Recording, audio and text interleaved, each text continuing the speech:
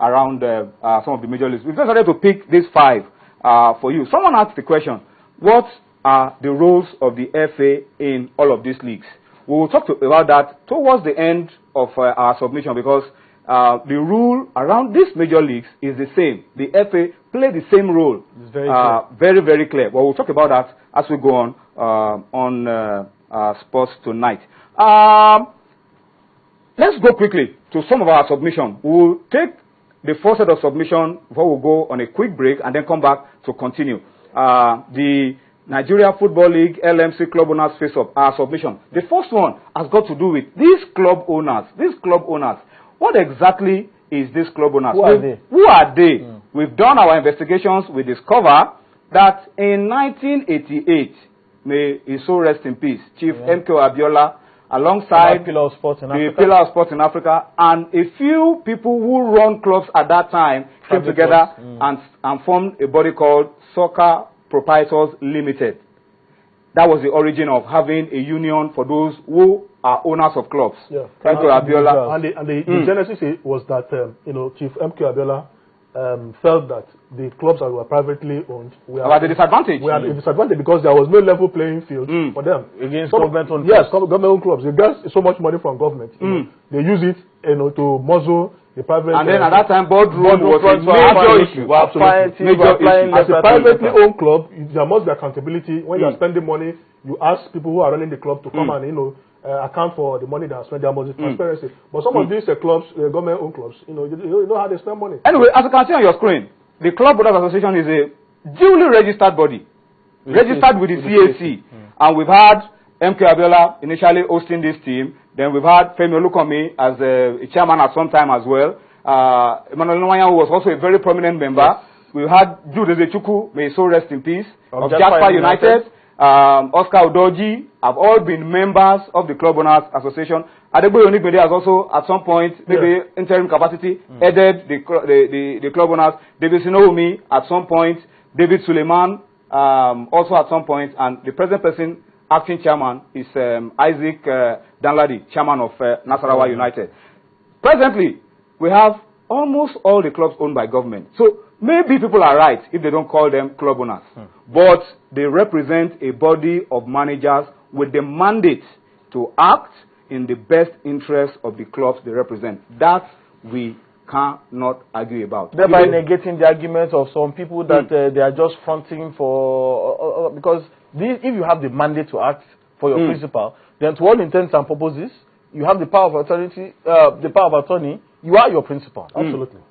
Absolutely. And if these club owners had legitimacy problem, Chief Adegboye Onigbede would never be a part of it. A man that we all know that is very knowledgeable in football will not identify with such a body. MK Abiola would never be a part of it. But the people argue that was then. What is the difference? That was then. Then there are many private clubs. Master Rodis of Leventis United. I mean, we had a lot of Obanta United, VIP, a lot of private clubs at that time. But the issue is this. They are not the owners of this club. No. But they have the mandate through the owners of this club, mostly state governments, to take decisions and act in the interest of this club. The River State government, for example, will probably pick Okepalokun. You are the general manager of Sharks. Pick another person. You are the general manager of Dolphins. Dolphins of Port Harcourt. Nasarawa United, probably the government of Nasarawa, the owners of the club will pick Isaac Danladi. Go and take charge of the affairs of this club. Take decisions on behalf of this club. Shooting Stars, the chief, I think Aketunde also. Yeah. Chief Aketunde in Ilorin, Barrister Aluko. Go and take decisions of this club. So you can argue about whether they are the original owners, but you can't argue about the true owners are actually the citizens of the people. But somebody has to act in their interest and in their capacity. If you have problems with the names, whether club owners or whatever, or club you want to call them club managers, club servants, club representatives, or whatever. These people, like you said, have mandate. The governors have not come out. I don't think any governor will choose any person who is not credible. Absolutely. As the governors have come out to disown or disclaim them. Let's pause for a break. Just 1 minute of break. We'll come back. We'll still talk about the club owners. Because the way we have spoken thus far, they have a mandate. But we'll look back at their history. and see if the feeling of most people about them is genuine or not. We'll be back on Sports Tonight. Catch the thrilling moments of football actions as primary schools from 12 states of the Federation and Lagos log it out in Season 5 of the channel's National Kids Cup. From May the 21st to the 27th, schools from Lagos, Akwa Ibom, Ogun, Edo, Osun, Abia, Niger, Kaduna, Oyo, Jigawa, Ekiti, Anambra and Delta States will all do battle like never before. Come see the thrills, the dribbles, as the kids show their skills on the pitch. Channel's National Kids Cup, catching them young. This tournament is in conjunction with the Lagos State Football Association, Eko Football. Don't you must be working some magic. We told him to take a leave and he has gone to produce the message. All right, that's the message. Channel's National Kids Cup is now truly national. All right, but let's move very quickly because I'm told that we have a lot of grounds to cover. So we were talking about the club owners and the fact that they have a mandate, which, I mean, we cannot argue about unless the state governments come out and remove them like they do from time to time. They have a mandate to represent their clubs. But let's look at some other submissions that we've been able to arrive at in the last 5 days that we'll be working on this objective package that we talked about. So if we're ready with the next set of submissions, maybe we'll just quickly see what it has got to offer us. This is very, very key. Very, very key. The third one and the fourth one. The club owners have been a ready political tool in the past, particularly in the past few years, and have also been involved in some unholy dealings. No wonder they are usually viewed as lacking credibility. We'll come to talk about this. And then the next one.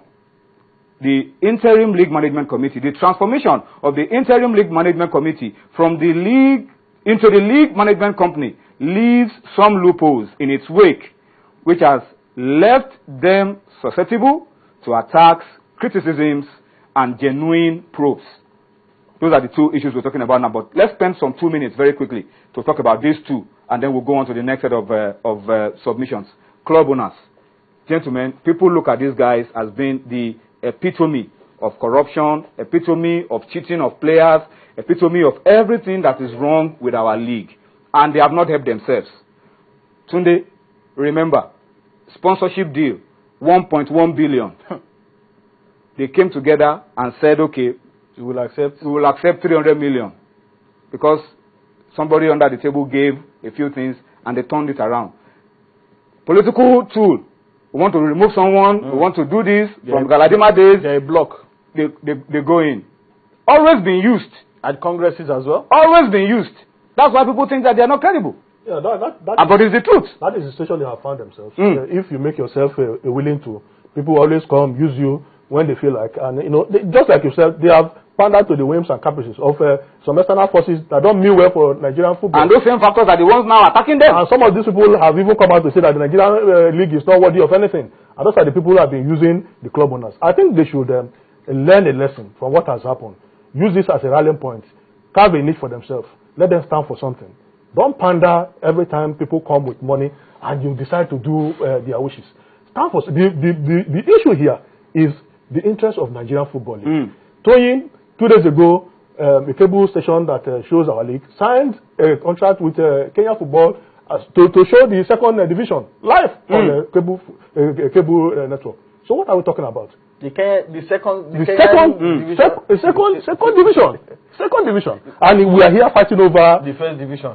A case in point, it goes back to that issue in England that we talked about. 20 Premier League clubs banded together and took a decision that has now proven over 20 years later to be one of the biggest decisions in world football. The English Premier League is better seen in other countries. It's better seen you can watch more Premier Leagues in Nigeria than you can in England. Because of the decisions that they took and the amount of money coming to these clubs. So if you get relegated in the Premier League today, you've already made money. The point is this: they need to stand up for something, as you said, and be counted for doing things in the interest of Nigerian clubs and Nigerian football. So that's the challenge. It's a huge one for them, and I hope that they can begin to live up to the billings. But the second issue, very quickly, Interim League Management Committee, that was the original name. it turned into a